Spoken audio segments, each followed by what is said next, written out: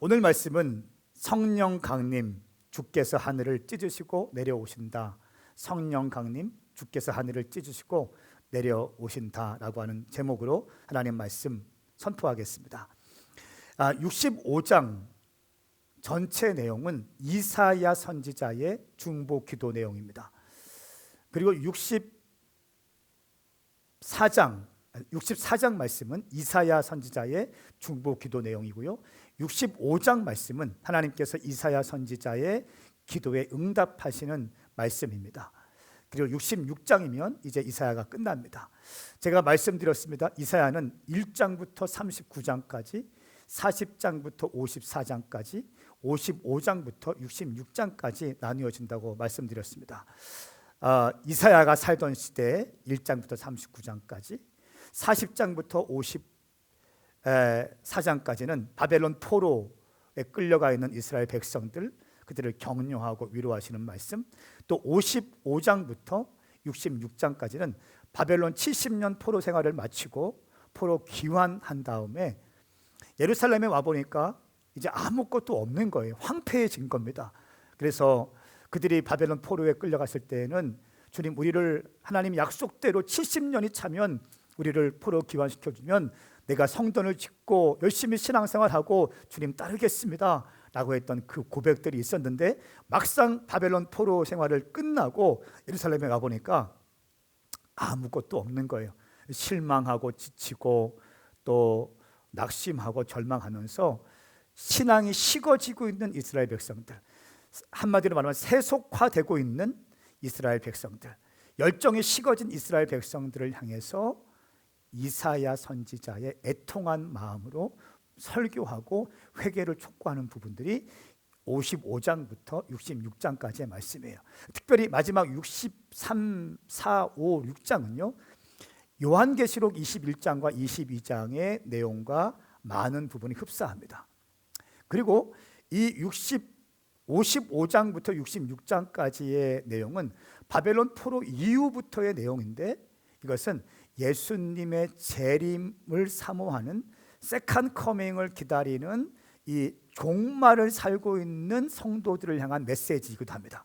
이것이 바로 예언의 이중성이라고 할 수 있습니다. 저는 오늘 이 마지막 때를 살고 있는 우리들에게 주시는 말씀, 바벨론 포로 귀환한 다음에 그들의 영이 어떻게 식어지고 어떻게 혼미해지고 있는지를 보면서 하나님께 울부짖으며 기도하고 있는 이사야 선지자의 말씀을 통해서 하나님의 말씀을 선포하겠습니다. 여러분, 은혜가 되십니까? 벌써 그림이 딱 잡혀 있죠. 요한계시록도 이렇게 설교할 겁니다. 잠깐 맛보기 보여드릴까요? 요한계시록을 사모하십시오. 저는 64장 1절부터 4절까지의 말씀을 통해서 부흥이라는 키워드를 잡아냈습니다. 근데 오늘 말씀을 보니까 참 제가 좋아하는 그 문장이 나오는데 한번 말씀을 같이 읽겠습니다. 64장 1절부터 4절까지의 말씀입니다. 우리 함께 한 목소리로 읽겠습니다. 이 말씀은 살아계신 하나님 말씀입니다. 함께 읽습니다. 시작. 주께서 하늘을 손으로 찢으시고 내려오시면 산들이 주 앞에서 벌벌 떨 것입니다. 불이 나뭇가지를 활활 살라버리듯 불이 물을 펄펄 끓게 하듯 내려오셔서 주의 원수들에게 주의 이름을 알리시고 저 나라들이 주 앞에서 떨게 해 주십시오. 주께서 내려오셔서 하신 일들은 우리가 생각하지도 못했던 일입니다. 그 엄청난 일을 하셨을 때 산들이 주 앞에서 벌벌 떨었습니다. 그 일은 예로부터 아무도 들어보지 못한 일이었습니다. 귀로 듣지도 못했고 눈으로 보지도 못한 일이었습니다. 주 말고는 그 어떤 신이 자기를 기다리는 사람들에게 이런 일을 할 수 있었습니까? 아멘. 아멘. 이 말씀은 살아계신 하나님 말씀입니다. 1절 말씀 보시면 주께서 하늘을 손으로 찢으시고 내려오시면, 주께서 하늘을 손으로 찢으시고 내려오시면 산들이 주 앞에 벌벌 떨 것입니다. 여기서 산들이라고 하는 표현은 바벨론과 같이 그 시대를 통치했던 강대국을 비유하는 말입니다. 그러니까 성령께서 강림하실 때 열방이 벌벌 떨 것입니다. 열국이 벌벌 떨 것입니다. 여러분 그거 아십니까? 성령이 임하시면 모든 것은 리셋됩니다. 손으로 찢으시고 내려오시면, 강림하시면 강대국들, 견고한 진들이 주 앞에서 벌벌 떨게 될 것입니다. 불이 나뭇가지를 활활 살라버리듯 불이 물을 펄펄 끓게 하듯 내려오셔서 주의 원수들에게 주의 이름을 알리시고 저 나라들이 주 앞에 떨게 해주십시오. 원수들이 주의 이름을 알게 하시고 떨게 하십시오. 자, 성령께서 강림하실 때 첫 번째 현상은요, 대적들이 주님 앞에서 진멸된다는 거예요. 저는 이 표현을 1절과 2절 말씀에 대적에 대한 진멸에 대한 표현을 돌파라고 정의했습니다. 성령님이 강림하시면 대적이 진멸되어지고 묶였던 것들이 자유케 되고 멍에는 꺾여지게 되는 것입니다. 여러분, 제가 요즘에 푹 빠져 있는 게 있는데 워룸입니다. 성탄절 때 우리 교회 추천 영화 보신 분들 손 들어 보세요. 반짝반짝 해보십시오. 워룸. 아직 안 보신 분들이 꽤 있네. 하승업 집사님 안 봤습니까? 아이고, 집사 직분 내려놔야겠네. 우리 송지연 자매 아직 안 봤어? 빨리 봐. 오늘 당장 보세요. 강현주 자매님 아직 안 봤습니까? 안 돼. 빨리 보셔야 됩니다. 거기에 영적 전쟁에 들어가 있고요, 중보기도가 들어가 있고요, 제자화가 들어가 있고요, T40가 들어가 있고요, 가정 세미나가 들어가 있습니다. 그 기가 막힌 영화입니다. 그러니까 영적인 원리들을, 그러니까 웨스턴인데 감독이 누군지 모르겠는데 형제라고 들었는데 이 사람은 영적인 체험이 있는 사람이고요, 영의 실체를 아는 사람입니다. 그거 모르고는 그렇게 영화를 만들지 못해요. 그러니까 모든 개념 정리가 정확히 돼요. 아주 명쾌한 영화입니다. 그러니까 오두막은 약간 좀 혼미한 게 있었어.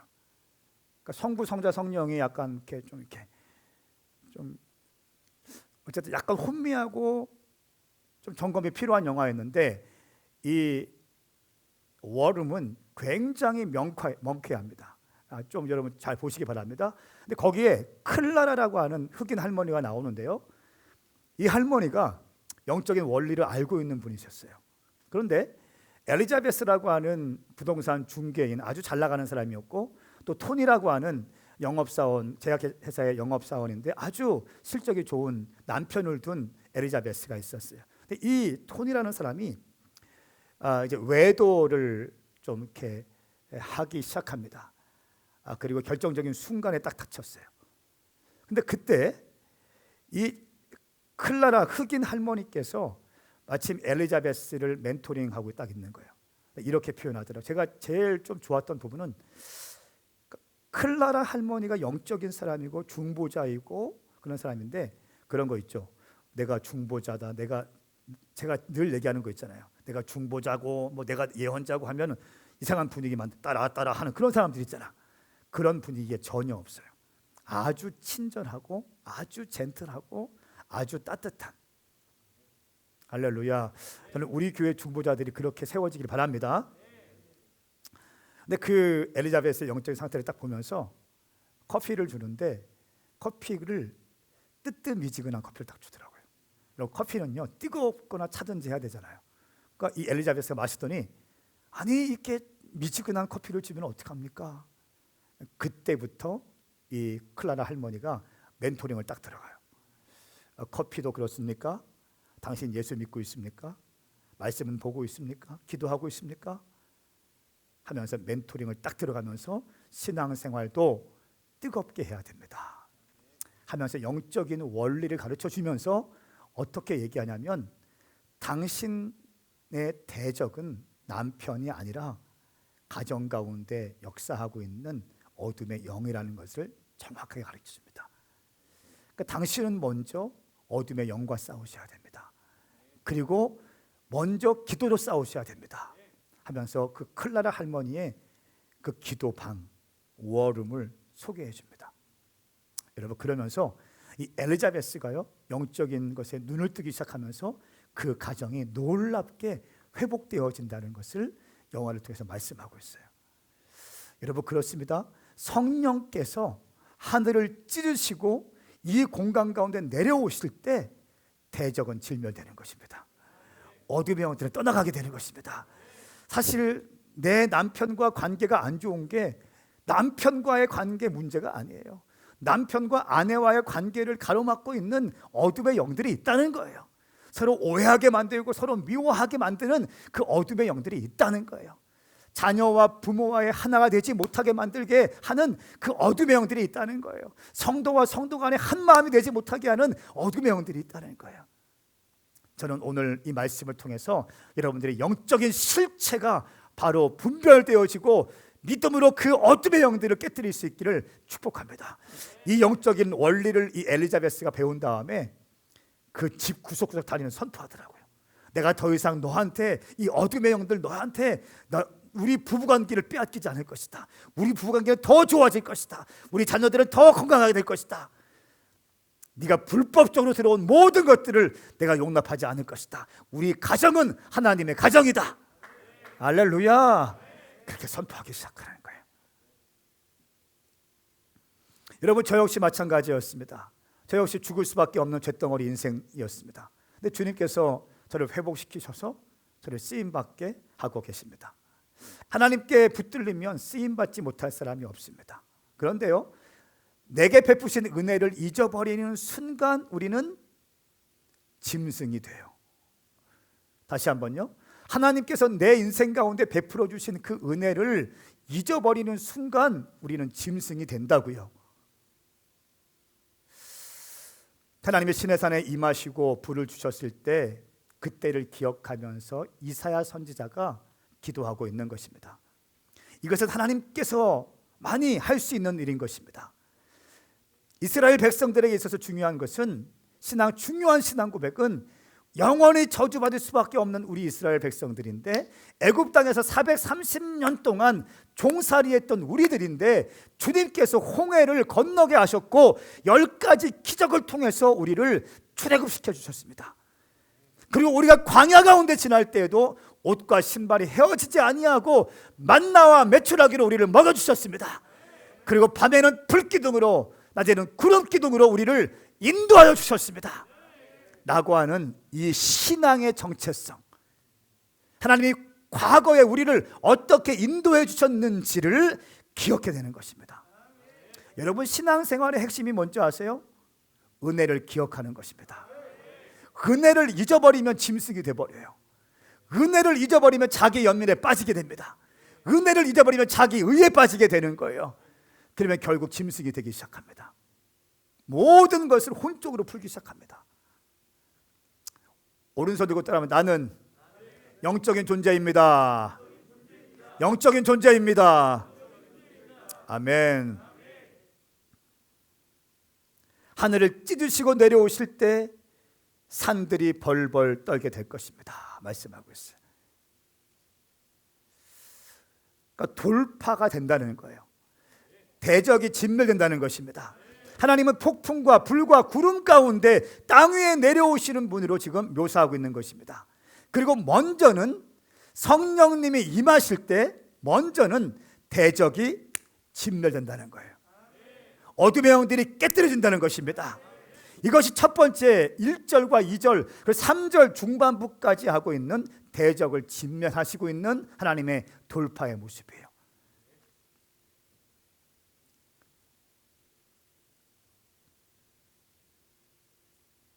두 번째 3절과 4절 말씀에 보시면 하나님의 백성들을 축복하시는 모습이 기록되어 있습니다. 4절 말씀 제가 읽겠습니다. 그 일은 예로부터 아무도 들어보지 못한 일이었습니다. 귀로 듣지도 못했고 눈으로 보지도 못한 일이었습니다. 주 말고는 그 어떤 신이 자기를 기다리는 사람들에게 이런 일을 할 수 있었습니까? 라고 하면서 자기의 백성들을 보호하시고 축복하시는 말씀을 선포하고 있어요. 이 말씀을 개역개정으로 말씀 보니까 자기를 앙망하는 자를 위해서 이런 일을 행하셨습니다. 우리말 성경에는 자기를 기다리는 자. 여러분, 하나님을 앙망하십시오. 주를 기다리십시오. 그럴 때 주님께서 하늘을 찢으시고 강림하실 것이고 돌파하실 것이고 여러분들의 삶 가운데 축복을 주실 것입니다. 이것이 바로 우리 교회가 2021년도의 키워드로 삼고 있는 돌파와 확장이에요. 이 돌파와 확장은 성령님께서 강림하실 때 돌파될 것이고, 성령님이 강림하실 때 돌파된 다음에 확장되어질 것이고, 이 돌파와 확장은 부흥이라고 하는 키워드로 그릴 수 있는 그림인 것입니다. 할렐루야. 여러분, 초대교회가 어떻게 시작되었습니까? 성령님께 붙들려서 120문도가 주의 약속을 기다리면서 예루살렘에서 함께 기도하기 시작할 때, 기도할 때 성령이 부어질 것이고, 그 부어진 곳 가운데 방언이 임하고 예언이 임하고 갖가지 기적이 임하고 불이 각 사람 위에, 머리 위에 혀가 갈라지는 것처럼 임했다고 성경은 말씀하고 있습니다. 함께 모여서 기도할 때 성령님께서 임하신 것이고, 그 성령이 임하신 곳에 교회가 시작된 것이에요. 그리고 그 교회들은 가는 곳마다 돌파가 시작되어졌어요. 묶인 자들을 자유케 했습니다. 하나님의 백성들을 구원했습니다. 부흥이 이루어진 것입니다. 사랑하는 여러분, 성령이 강림하실 때, 성령이 하늘을 찢으시고 강림하실 때 돌파와 확장이 있는 것입니다. 저는 오늘 줌으로 예배하는 모든 성도들 가운데, 유튜브로 예배하는 모든 성도들 가운데, 오늘 당신의 골방이, 당신의 가정이, 당신의 사업장이, 당신의 직장이 하늘을 찢으시고 강림하시는 성령님으로 충만하기를 선포합니다. 성령님 임하시옵소서. 성령님 강림하여 주시옵소서. 이것이 우리가 사모해야 되는 기도의 내용인 것입니다.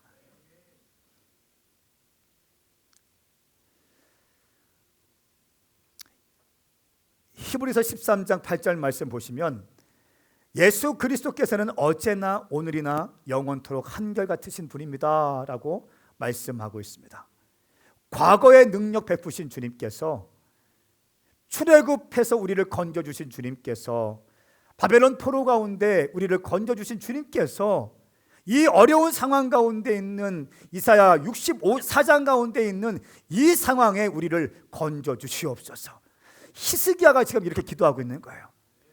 애굽에서 종살이 했던 우리를 건져주신 주님, 바벨론에서 우리를 건져주신 주님, 지금 이 상황 가운데 우리를 건져주시옵소서 라고 선포하고 있는 것입니다. 여러분, 우리가 2020년도 정말 많은 일들이 있었습니다. 직장인들 너무너무 수고하셨습니다. 또 사업하시는 분들 정말 많이 수고하셨어요. 또 학생들 정말 혼돈스러운 상황 가운데 캠퍼스에 제대로 가지도 못하고 공부하고, 또 취업을 앞두신 분들, 이 어려운 상황 가운데 취업이 안 되는 상황 가운데 고민하고 있는 많은 분들, 너무너무 어려운 시간들을 보낸 것을 제가 알고 있습니다. 코로나라고 하는 엄청난 팬데믹이 거의 1년 동안 전 세계를 꽉 잡고 있었습니다. 우리 교회가 2020년도에 흔든 깃발은 무엇이었습니까? 우리가 부른 노래는 무엇이었습니까? 사도행전적 교회, 사람 살리는 성도라고 하는 표를 가지고 그렇게 많이 외치면서 달려왔습니다. 사도행전적 교회, 어떤 교회입니까?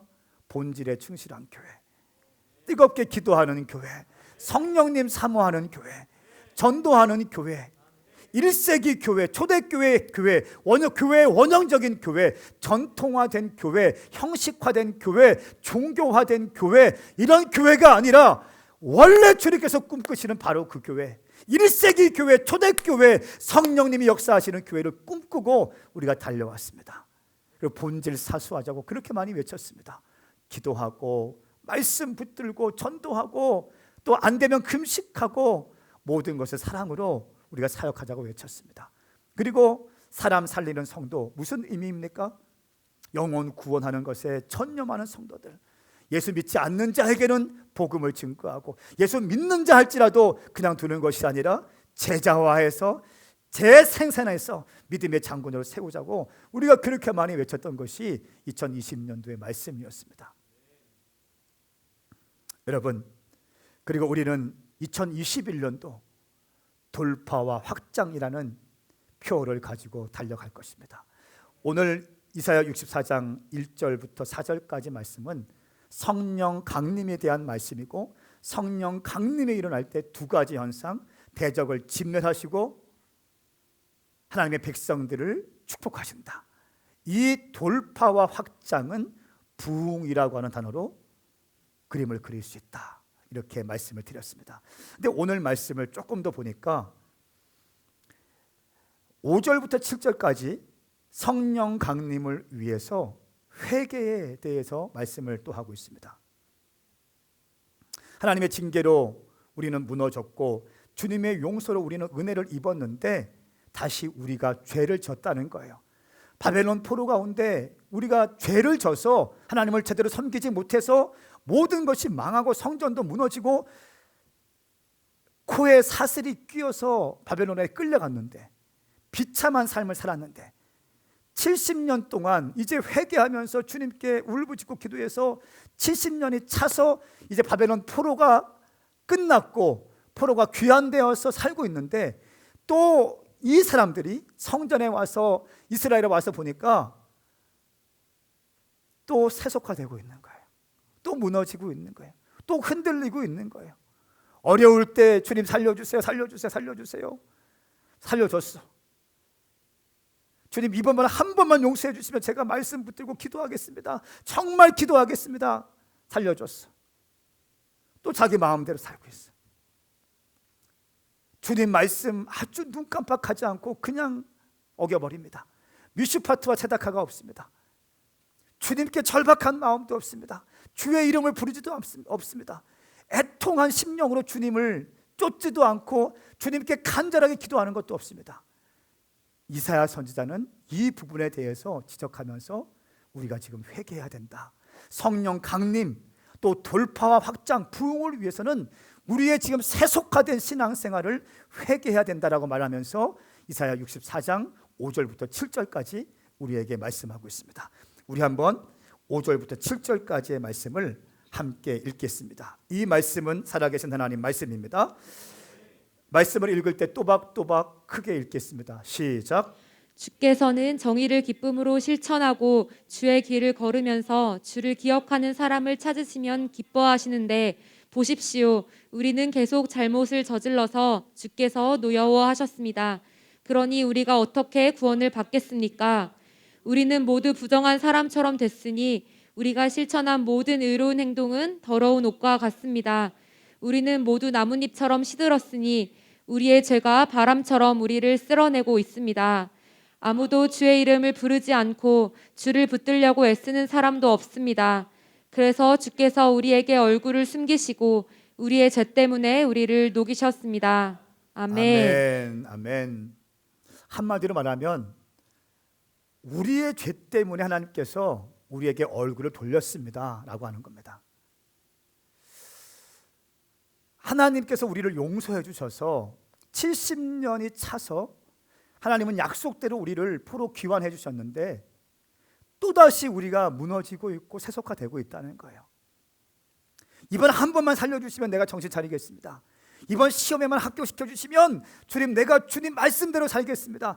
요번 일만 주님 승리케 해주시면 내가 주님 잘 따르겠습니다. 이 어려운 상황만 주님 잘 극복하게 해주시면 내가 주님 제대로 섬기겠습니다 라고 고백했어요. 주님이 응답해 주셨어요. 그런데 다시 우리가 죄를 지고 있다는 거예요. 주님을 향한 열정이 식어졌다는 거예요. 이런 고백을 지금 이사야가 하고 있는 것입니다. 우리의 죄 때문에, 우리의 범죄 때문에 우리의 인생에 이런 고난이 찾아오게 되었습니다. 이걸 이사야가 고백하고 있네요. 여러분, 우리 인생 가운데 고난이 온 것이, 고난이 왔을 때 다른 사람 핑계 대지 마세요. 고난의 결과는 나의 죄의 문제예요. 상당수가 그렇습니다. 가만히 보세요. 지금 내 삶의 돌파가 안 되고 내 삶에 어떤 고난이 오고 어려움이, 물론 하나님이 우리를 연단시키고요, 우리를 더 강하게 하실 때도 있습니다. 또 어둠의 영들의 공격도 있습니다. 그런데 어떤 부분에서는 내 삶의 죄의 문제가, 그 지난주에 말씀드린 것, 죄의 결과, 죄의 열매가 내 삶 가운데 그대로 열매 맺힐 때가 있습니다. 지금 이사야 64장 말씀은 그 관점에서 말씀을 하고 있는 거예요. 우리가 이렇게 고난받는 것은 내 죄의 결과입니다. 이것을 인식할 수 있는 눈이 있다는 것이 축복인 거예요. 이것을 볼 수 있는 눈이 있는 것이 축복인 것입니다. 주님이 알아서 해주시겠지, 주님이 나를 사랑하시니까 할렐루야, 맨날 이러고 있어. 아니요, 당신은 지금 그럴 때가 아니에요. 당신은 지금 나의 죄성을 주님께 회개하면서 울부짖을 때인 것입니다. 근데 울부짖고 회개하고 가슴을 찢어야 되는데 그냥 나를 주님 사랑하시니까 잘 되겠지, 뭐 주님은 은혜의 주님이시니까 이러고 있다는 거예요. 그거 아닙니다. 당신의 죄의 문제, 당신이 주님을 쫓지 못하고, 당신이 주님을 사모하지 못하고, 당신이 주님을 온전히 예배하지 못하고 섬기지 못했을 때 일어난 결과에 대해서는 당신의 죄의 결과와 죄의 열매로 당신 삶의 고난이 시작되는 것입니다. 이럴 때는요, 거두절미하고 주님을 쫓아야 되는 거예요. 그러니까 이런 눈이 있어야 된다는 거예요. 이런 영적인 안목이 있는 것이 축복인 줄 믿습니다. 근데 이사야 선지자는 구체적인 죄악들을 세 가지를 이야기하고 있습니다. 첫 번째는 5절 말씀에 정의를 기쁨으로 실천하고 주의 길을 걸으면서 주를 기억하는 사람을 찾으시면 기뻐하는데 보십시오, 우리는 계속 잘못을 저질러서 주께서 노여워했습니다. 이렇게 말씀하고 있어요. 그러니까 한마디로 말하면 첫 번째만 세 가지를 얘기하는데 이 세 가지가 다 안 지켜졌다는 거예요. 주님이 기뻐하시는 것은 정의를 기쁨으로 실천하고, 두 번째 주의 길을 걸으면서 주를 기억하는 사람을 찾으면 기뻐하시는데 이런 사람들이 없다는 거예요. 정의를 실천하지 않아요. 주의 길을 걷지 않습니다. 주님을 기억하지 않는다는 거예요. 한마디로 말하면 미슈파트와 체다카가 없다는 거예요. 공평과 자비가 없다는 거예요. 의로운 심판과 의로운 자비, 말씀대로 내 인생 살아가겠습니다. 내 삶의 당장은 어려움이 있고 손해를 본다 할지라도 나는 그까짓 거 뭐 말씀 지켜다가 내 삶에 손해 온다면 난 그거 괜찮습니다. 내 사업을 하다가 말씀 지켜내기 위해서, 율법의 말씀, 하나님의 말씀을 지켜내기 위해서 내가 불이익을 당한다면 난 괜찮습니다. 나는 눈앞에 보이는 이익보다 하나님의 말씀을 이루어가는 것이 나의 부르심입니다. 예수 믿는 것이 나에게 본업이고 사업과 직장과 모든 것은 나의 부업입니다. 할렐루야. 여러분, 목사는 저의 부업입니다. 목사는 저의 부업이에요. 저의 본업이 뭔지 아세요? 저의 본업은 청년과 다음 세대를 일으켜 세우는 겁니다. 사람 살리는 거예요. 청년들 살리는 겁니다. 이것이 저의 부르심이에요. 목사는 세컨 잡이에요. 여러분 가운데 교사가 있습니까? 또 뭐 의사가 있습니까? 무슨 사업가가 있습니까? 그거 당신의 부업이에요. 당신의 본업이 뭔지 아세요? 예수 그리스도의 보혈의 피로 구원받은 당신의 본업은 예수의 이름을 증거하는 거예요. 예수의 이름을 증거해서 지옥 갈 영혼들 살려내는 것이 당신의 본업인 줄 믿습니다. 이런 명쾌한 관점들이 여러분 가운데 심겨져야 되는 거예요. 그러니까 먼저 그의 나라와 그의 의를 구하라. 그러면 이 모든 것을 너에게 더하여 주실 것이다. 할렐루야. 이 믿음이 부어질지어다. 그런데 이스라엘 백성들은 이것이 없다는 거예요. 정의를 기쁨으로 실천하지 않은 거예요. 주의 길을 걷지 않는 것입니다. 미슈파트와 체다카의 길을 걷지 않아요. 조금 뭐 생기면 행복해하고 좋아하고 할렐루야 하고, 조금 없어지면 울상이고. 여러분, 언제까지 이렇게 사시겠습니까? 언제까지 기적이 차시겠어요? 언제까지 우유병 꽂겠습니까?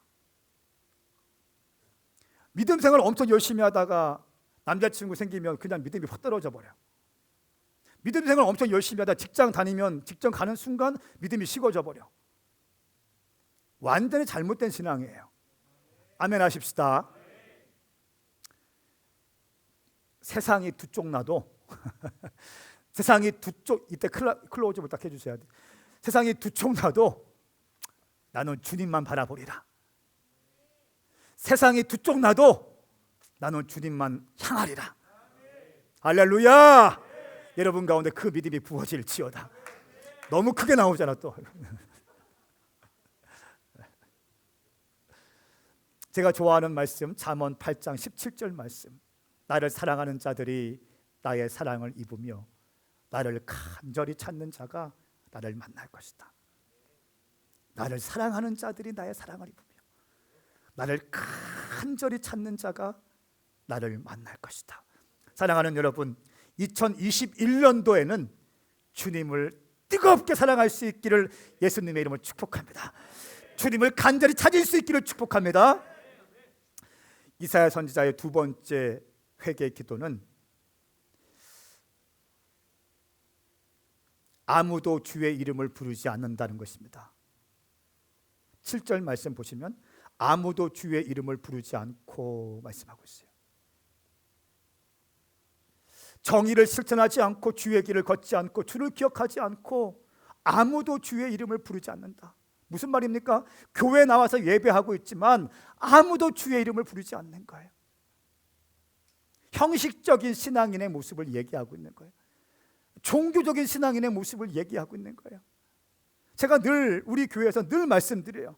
심지어 사도신경을 선포하기 전에 하나님은 영이 신이 예배하는 자가 신령과 진정으로 예배할지니라, 이 말씀을 늘 외치고 시작합니다. 왜 그럴까요? 형식적인 예배 주님 기뻐하지 않습니다. 종교적인 예배 주님 기뻐하지 않습니다. 여러분, 동방 박사들 이방인이었지만 하나님께서는 그 동방 박사들에게 예수의 배를 보여주시고 계시해 주셨죠. 그런데 대제사장들과 서기관들과 율법학자들에게는 말씀하지 않으셨어요. 그들은 말씀에 능통한 사람이었습니다. 알고 있었습니다. 그럼에도 불구하고 그들 가운데 주님을 향한 형식적이고 주님을 향한 종교적이고 관념적인 인식만 가득 찼지 주님을 뜨겁게 사랑하는 마음이 없었어요. 그런 사람들은 정치적인 종교인들이었어요. 결국 그들에 의해서 예수님은 십자가에 못 박히게 되어가는 거죠. 왜요? 이들의 기득권 때문에. 사랑하는 여러분, 저는 정말 제 마음의 소원이 뭔지 아세요? 평생 동안 다윗의 심령으로 주님을 섬기고 싶어요. 평생 동안 온 마음을 다해서 주님을 쫓고 싶어요. 작은 형식적인 것들, 작은 종교적인 것들도 다 제거하고 주님 앞에는 납작 엎드려지는 그런 목사가 되고 싶어요. 이런 것 때문에 금식하는 거죠. 이런 것 때문에 금식하는 거죠. 다윗의 심령을 더 부어주십시오. 내 가운데 더 주님만을, 주님 때문에 주님만을 사랑하는 마음을 부어주십시오. 할렐루야. 아무도 주의 이름을 부르지 않을 때 주의 이름을 부르는 자들, 아무도 예배하지 않는 그곳에 가서 예배하는 성도들, 저는 우리 오메가 교회가 그런 교회 되길 바랍니다. 아무도 예배하지 않는 곳, 아무도 주의 이름을 부르지 않는 곳에 가서 주님을 예배하고 주님을 높여드리는 놀라운 역사가 당신 인생 가운데 시작될지어다.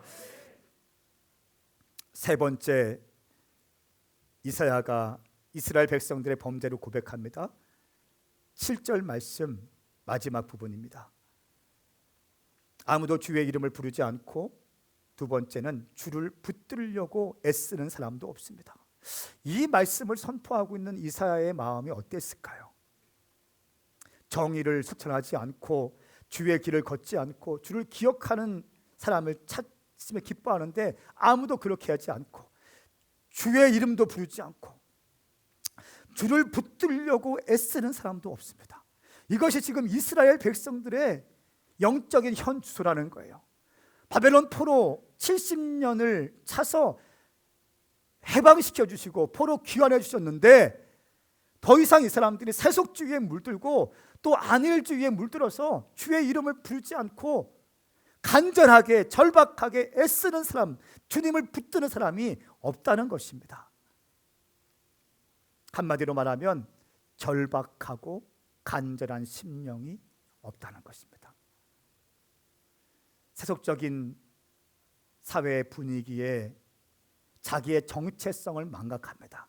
그 다음 말씀에는 이렇게 얘기해요. 하나님은 우리의 아버지가 아닙니까?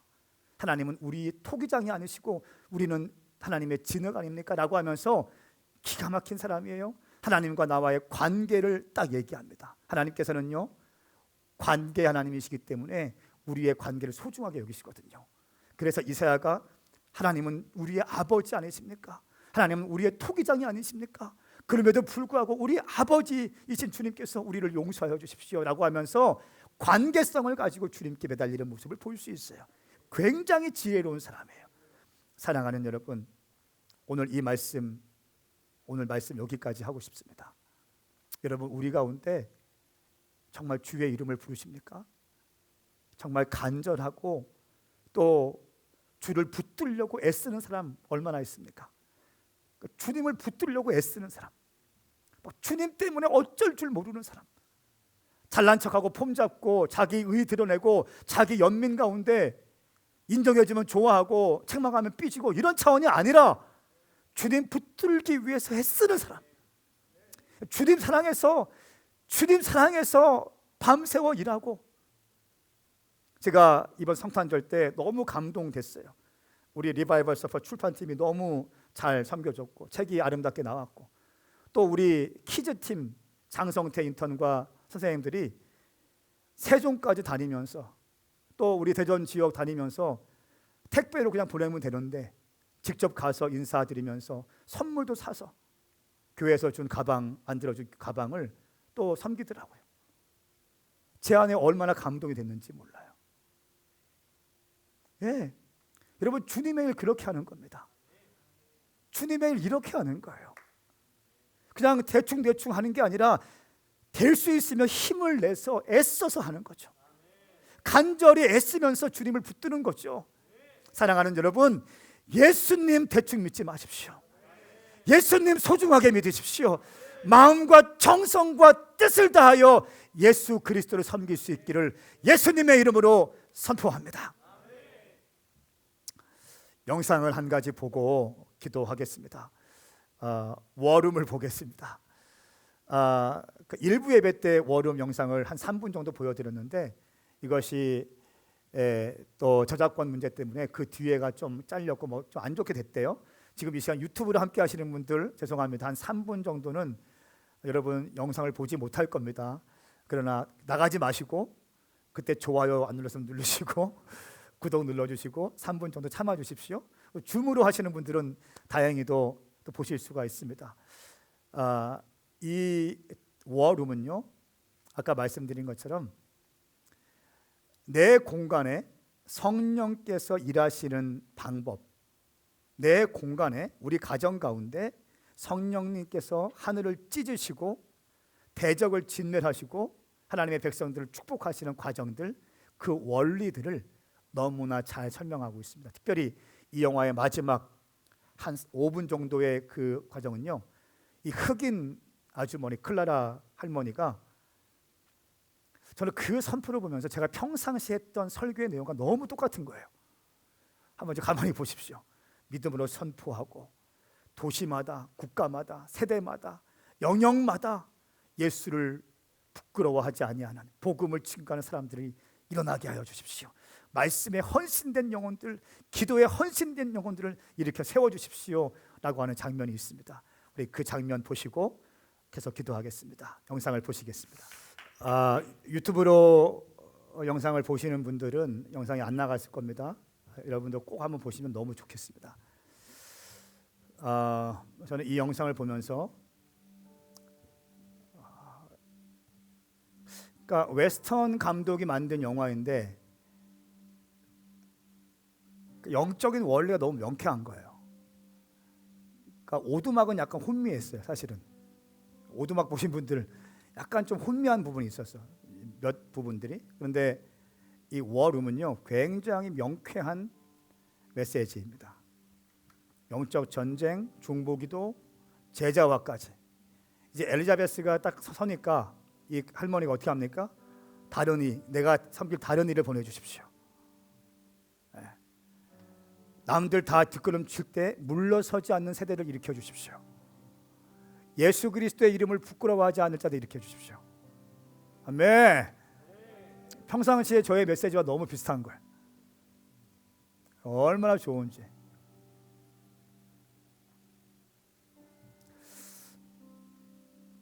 여러분, 지금 우리는 2020년도에 거의 1년 동안 팬데믹 상황 가운데 있습니다. 전 세계가 완전히 묶여 있습니다. 모임 자체가 어렵게 되어 있죠. DNA 워십으로 드리는 것도 이제 안 돼서 이제는 하우스 워십으로 드리고 있어요. 여러분들 DNA 처치 멤버들 그립죠? 보고 싶죠? 성전에 오시고 싶죠? 또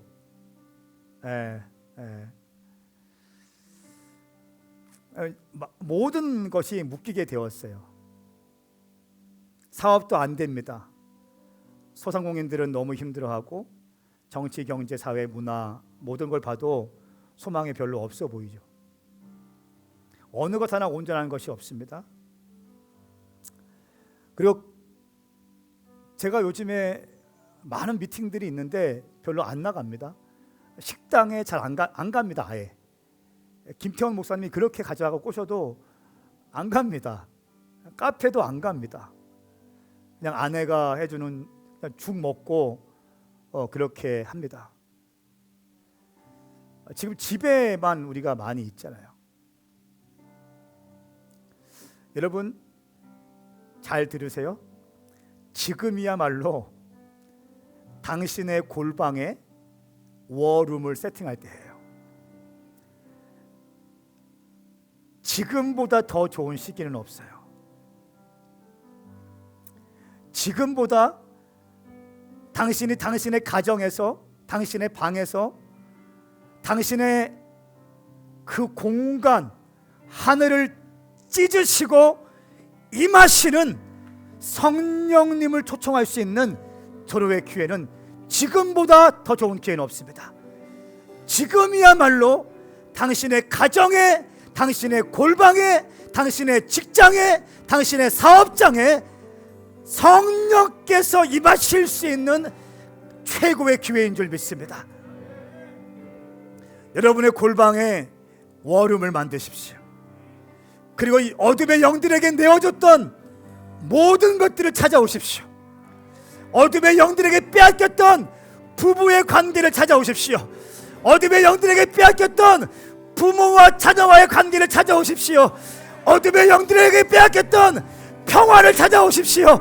어둠의 영들에게 빼앗겼던 모든 것들을 찾아오십시오. 당신의 골방에 워룸이 세팅될 때 성령께서 하늘을 찢으시고 이 땅에 강림하시고 당신의 인생에 강림하셔서 당신의 대적을 진멸하시고 돌파하시고 당신의 삶 가운데 축복하시며 확장하실 것입니다. 그리고 당신의 삶은 부흥의 삶으로 쓰임받게 될 것입니다. 할렐루야. 나는 더 이상 어둠의 영들에게 빼앗긴 것들을 내어주지 않을 것입니다. 어둠의 영들아, 네가 불법적으로 내게 찾아왔던 모든 것들을 내가 거부한다. 나의 가정은 하나님의 가정이다.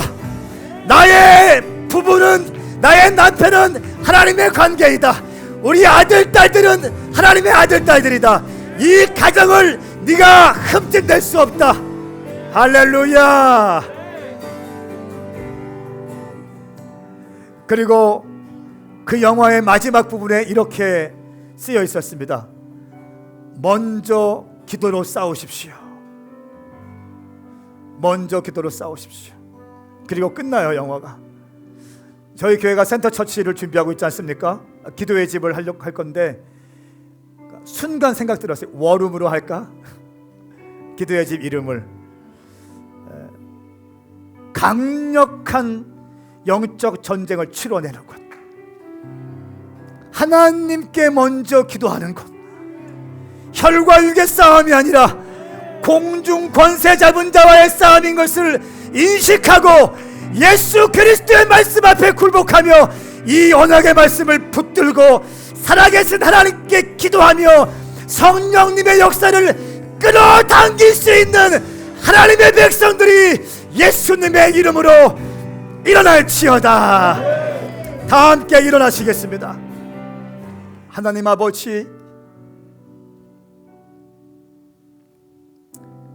정의를 기쁨으로 실천하고 주의 길을 걸으며 주를 기억하는 사람들을 찾으시면 기뻐하시는 하나님,